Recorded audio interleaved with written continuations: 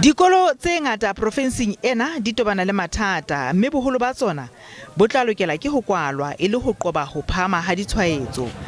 Matsatsing a ka bang mane a fetileng lebatowa la motheo le ngodisitse ditshwaetso tse 100. Dikolo tse fetang 100 di amehile, mme tse ka bang 4 di kwetswe nakwana. Athe lebatoweng la Lejweleputswa teng ho netefaditswe ditshwaetso tse 70. Diunione tsa matitjhere di tshwenyehile. Lefapha le dile their guard regarding the SOPs. Ha ba sa latela melawana eo e le bona ba e beileng. Jwale di-workshop ntse di tswella pele tsa matitjhere, di-camp tsa grade 12 ntse di tswella pele.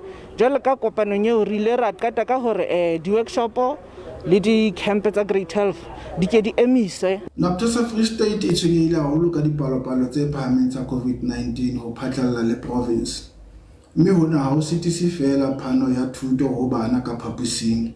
Ka ha re utlwetse hore le basebetsi dikolong ba sebetsang di-kitcheneng le di-hostel le bona bana le tshwaetso ena.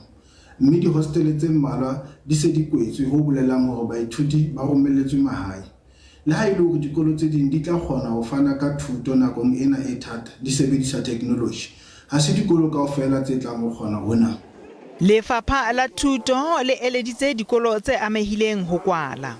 Re kgathatsehile haholo re lefapha ka hore di-number di ntse di ya hodimo tsa COVID-19. O tla fumana hore sekolong se 1 mo Bloemfontein se na le bo 16 a bana le matitjhere, se sengwe se na le bo 6 jwalo.